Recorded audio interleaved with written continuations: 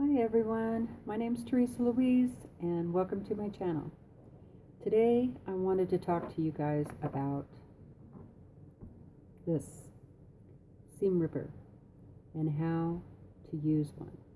If you're new to sewing, or maybe you've been around sewing a while, you might be able to pick up a tip here today. I'm not sure when I learned how to do this, but I think it was in home ec, which was years and years ago. But anyway, I want to show you a great way to use this seam ripper. And you just might not mind picking those seams out once you learn this. Okay, so this is the basic seam ripper. Just, a regular, everyday seam ripper. I like this one because it has this rubber deal on the end, and that helps you get those extra little pieces of thread out of the fabric. So on here you will see there is a little red ball. I hope you guys can see that. Most of them all come with a little ball on the small end. That little red ball, I believe, is only there to protect your fabric. That's right. If you have a different thought or are more knowledgeable than me on that, would you leave me a comment down below? Because I'd like to learn. But as far as I know, it's just to protect your fabric.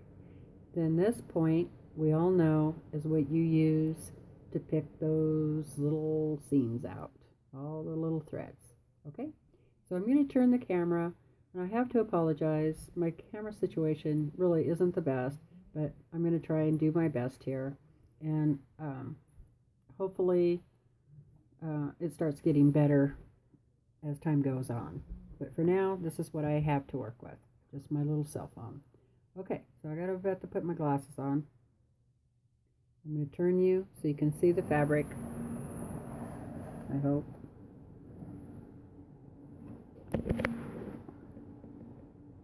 Okay. Alright, so I did a bunch of test pieces here. And what you want to do, here is just your regular 1/4 inch seam. And you want to hold this up where the smallest part of the fabric is on top, and your biggest part of the fabric, which is going to probably be your block or your strips, what have you, is down here. First thing you want to do is unlock your stitches. Now you can do that however you would like. I just do that. I stick that in, point it in there, and kind of loosen those stitches up a little bit. That's important. That way your seam ripper won't get stuck at that point. The next thing you want to do is this part with the ball goes on the bottom part of the thread. You guys can see that well enough. So it's going to go right along the bottom of the thread, and the sharp part is going to stick up out or at an angle as much up as you can, and that's how you're going to slide it along that thread line. So, but on the inside. So let's put it on the inside. Now the ball is underneath and the pointy part is up on top. You don't have to fold this seam back. If you feel more comfortable doing that, you can do that. If you're afraid that you're going to poke into it and rip it, then go ahead, fold that back if you want. I'm not real concerned about it. Only occasionally have I actually ripped into my fabric, but not often enough to make me take the time to fold all that back. Okay, here we go. So the pointy end up, the ball underneath, and then I'm going to hold firmly on this end, and then I'm just going to push push that through. Push it through. I think my seam ripper's getting dull. I've done this so many times. I'm just going to keep pushing it through. There we go. And what it does is it takes all those little threads along with it. So that's pretty cool. Rips all those threads out for you. And if not, there'll just be some really long ones, which is kind of nice. Or you can take this end and rub it along there. It's kind of like an eraser. Pulls those threads up out of there for you. And voila. There we go. Let's do one more. There's a smaller one. Now you can do this down here. I'll do one down here in a minute. But for now, I'm just going to do one more up here. So I'll make sure that my first knot in my thread is released. Then I'm going to put the ball under the stitches and the sharp point pointing up. Show you that. Okay, and then I'm going to hold on to my fabric back here. Then I'm just going to push this seam ripper forward. Like so.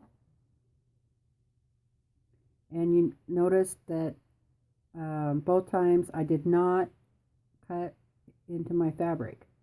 So I think once you get the hang of that, you might want to do up some of these test strips just so you can start getting the hang of doing that, because that'll help keep you from ripping into your fabric.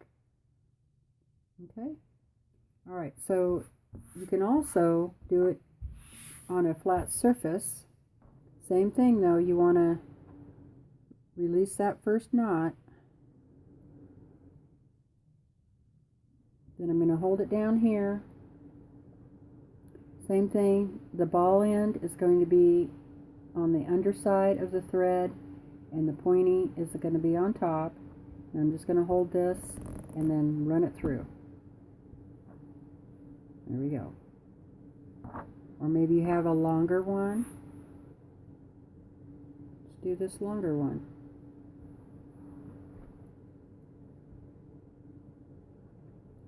Longer ones are a little easier to possibly rip into the fabric, but I haven't had too many problems with it. But you do want to make sure that that thread that gets caught up in there is out before you start again. Alright, so I loosened those stitches there. The ball end is underneath the thread and the pointy is up on top. Going to hold on to my fabric and I'm going to go forward. There we go, pushing forward. Now if you get stuck like that right there, that means you got a whole bunch of thread built up. So you just get that thread out of there because it does ball up. If you can see that. So once that all gets stuck up under there, it's not cutting anymore. So just get that out. And start again.